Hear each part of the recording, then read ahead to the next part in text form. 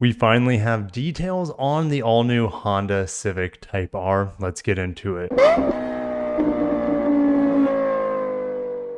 315 horsepower. That was my estimation. I was going to say somewhere between 315 to 320, and there you go. Now, the Japanese spec very well could have a little bit more, just like it did in the previous generation. So we have 315 horsepower and 310 pound-feet of torque, and we'll go over this full details on the spec sheet here because I haven't read through all of it, but we'll get to that here in a little bit. I want to go over through some of the hot takes first. I just got back from New York, so if I'm a little tired, a little slow, you know why. I was in Times Square last night for the Acura Precision EV concept. It was an awesome time. Anyways, we know it's the most powerful Type R, and if you want to go that next level, it's the most powerful Honda we've ever seen here in the United States. Because the rest of the Hondas we have that have been more powerful, have been badged as Acuras, whether it's the NSX or RLX or etc. You know what I mean? The Type R debuted in Japan in 1997. The new Type R has the front-wheel drive track record at Suzuka. All right, so let's talk about the updates to the K20 C1 engine. The 2-liter has been boosted to 315 horsepower, 310 pound-feet of torque. You can see the RPM here, 6,500's peak horsepower, 2,600 RPM to 4,000 RPM is going to be your peak torque. So that's an increase of 9 horsepower and 15 pound-feet of torque versus the outgoing Type R. They're very proud of their horsepower per liter here, 150s. I mean, absolutely, because if you look at like the Elantra N, I think it's like 276 horsepower, somewhere around there. And that's, again, a 2-liter. So the power to liter ratio is much lower on the Elantra N, for example. But that should also be a much cheaper car. We'll talk about how this vehicle compares, because I will get to the spreadsheet and we'll talk about, you know, the competition to this vehicle. So we have a bigger radiator and a new large diameter fan to improve engine cooling. Also, active exhaust valves open at higher RPMs to heighten and enhance the sound of the engine. That's good. So hopefully this thing sounds a lot better than the outgoing model, which we know wasn't a head turner when that thing was revving out. We have a lighter flywheel, which no surprise, we had a lighter flywheel on the much lower spec Civic Si, right, compared to the outgoing generation. Revised rev match system ensures perfectly paired rev matching when shifting down through the gears. That's awesome. The high strength gearbox also gained a high rigidity lever and optimized shift gate pattern for reassured and hyper precise gear change. Ooh, I didn't think it could get much better, but leave it to Honda to figure out a way to make that gearbox even feel better. And then a standard helical type limited slip diff puts down the power, no different, let's say, than the technology essentially used in the SI and the Integra manual, for example. So we have a retuned dual axis strut front end and a multi-link rear, which helps improve straight line stability and steering feel. And the braking, let's talk about the brakes. Type R's 2-piece front brake rotors reduce unsprung weight. That's good, I'm assuming, versus the outgoing model. And brake cooling is also improved, and retuned brake booster enhances feel and controllability. We know that it has 19-inch matte black wheels, and we have wider tires than before, so they're up 20 millimeters in width on the Michelin Pilot Sport 4S tires. And the new wheels use a special reverse rim design that improves the stability of the tire contact patch under load. We knew about the colors already, so we have Championship White, we have Rally Red, Boost Blue, Crystal Black Pearl, and Sonic Gray Pearl. I'm not going to talk too much about the cabin. I think we've known a little bit about this with the Honda Logger. It's very similar, in my opinion, to what we see in the Elantra N or even the Hyundai N model lineup, for example. It'll show your lap times, it'll show the G's you're pulling, it'll show you the boost, etc., etc., etc. The cool thing, it doesn't require a smartphone app, so you can use the system on board and then you can connect it to your smartphone for added capability. So the new Civic Type R, and this just confirms, we've been hearing this for a while, but it is at the Your EE. I'm probably butchering that. Your EE plant in Japan, and the engine continues to be built at Honda's Anna engine plant in Sydney, Ohio. So I'm guessing they ship the shell from Japan, and when it gets here, they do final assembly in and around Ohio.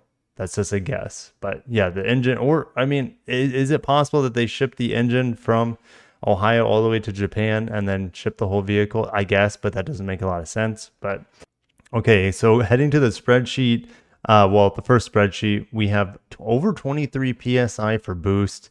You can see the revised power outputs here. Red line is 7,000 RPM. You can see everything here is going to be dotted because there's only one spec of the Type R. So there's not like, let's say for the MDX Type S, for example, where they have like the advanced package that gives you like massaging seats and a bunch of other things. But essentially everything you see here comes standard on the vehicle. No, so like, of course, we're going to have a water-cooled oil cooler. Hill start assist, that's pretty cool. You know, I saw that for the first time on the Civic hatchback with a manual. Here are the gear ratios for you guys to check out if you want to pause it there. Fuel tank size is the same as any other Civic. We don't know a fuel economy, just know that's going to be worse than what we have, of course, on the 1.5 liter Civics. Required fuel, unleaded, they're recommending 91. Of course, it's going to be 91 to get that, 315 horsepower. So we have adaptive dampers on here. We already talked about the dual axis struts up front and the multi-link rear. We have a variable ratio electric power steering. Steering ratio is extremely tight. 11.6. I mean, it's not that much different than the Civic SI, if I remember correctly, though. No spare tire. If you guys are hoping you got a spare tire, looks like you get the good old tire repair kit here. General dimensions are not going to be that much different, to be honest, than we have in the 11th generation Civic. We don't have curb weight yet. We also don't have weight distribution front to rear percentages. If you guys are really into interior cargo space or passenger cargo space, there you go. And then here's all the safety systems. Blind spot's going to be on here, radar cruise control, collision systems, etc. More safety, talking about airbags and seatbelts, audio if you guys want to get into that. Of course, it comes with a Bose speaker system in there. A bunch of additional features in this vehicle. No surprise. Like I'm a little mind numbed at this point, so I'm going to switch over to the spreadsheet. And this is fun, guys. We're living in great times to have an amazing just selection of fun cars to drive. It wasn't like this 10 years ago, at least not that I can remember. So we have a bunch of awesome vehicles, and I'm probably even missing some. GR Yaris, not in our market. GR Corolla will be in our market, and I don't think we have pricing on it, so just keep a few of these things with a grain of salt here. We know the GR Corolla is all-wheel drive. We know the Civic Type R should, in theory, be a little bit quicker, especially with that torque. But, here's the thing. If you get a good launch on this GR4 system, we know this GR Yaris is quick. People have been able to get this around 5.5 seconds, 0 to 60. So it's going to be very comparable. I'll just say that with the acceleration and possibly even on a track. Well, who knows? I haven't driven the GR Corolla yet, and if I even did, I couldn't tell you what it drives like. It'll probably be under embargo. But we also have, this is like, man, the Elantra N, and we don't know the Civic Type R pricing, mind you. And good luck getting one at sticker price. Same thing with the GR Corolla. So they're almost like forbidden fruit. The Elantra N might be a little bit more attainable, more affordable for sure, but you might have better luck getting your hands on Elantra N. It's not quite as desirable, of course, as the Type R, the GR Corolla, of course, but man, it's going to give you probably just about as much fun as those other cars do. We also have the Mazda 3 Turbo, a little bit more civilized, more gentlemanlike. It comes in a 6-speed automatic only. And it's a great vehicle. I wouldn't say it's a pure enthusiast vehicle, but the interior is nice. It's a good all-around hot hatch for sure.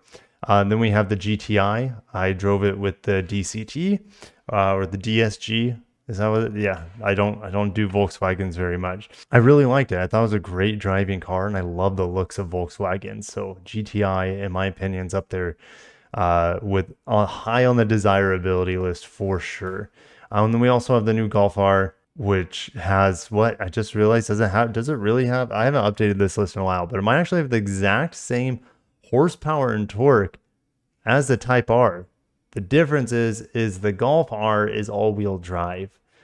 So that thing, yeah, might be more expensive too. But actually, when you think about it, it might actually be easier to get the Golf R at MSRP than the Honda Civic Type R. And then you have the WRX, which, guys, the WRX is a really good vehicle. It just doesn't really, it's not very like inspiring. It's not that much fun to drive, even though it's a good vehicle. If you haven't watched my review on the WRX, check it out. It's not fun to launch. Like, you have to rev that thing to like 5,500 RPM. Otherwise it'll just like bog down and it's messed. Anyways, you can get the WRX for MSRP or for maybe even less. So this is like the easiest vehicle on this list, I would say, to get pretty easily with a 6-speed manual. The Mazda 3 Turbo is probably fairly easy to get as well, but probably it might be the least fun car on this list since it's automatic.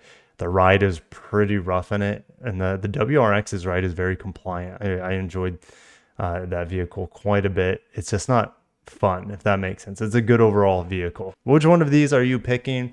There's no wrong answer. They're all going to be great in their own way. You have value plays in this list. You have more exclusive vehicles in this list that are going to be more expensive, hard to get your hands on. We know sticker price is not easy to get most of the time nowadays, but I'm going to end it there. Thank you guys for watching. Got to cut myself off, get some sleep. Hopefully you enjoyed today's news. If you did, hit the like button and subscribe, because fingers crossed, I'll be driving this thing by the end of this year, this new Civic Type R. It's going to be a badass vehicle. Catch you in the next one, and peace out.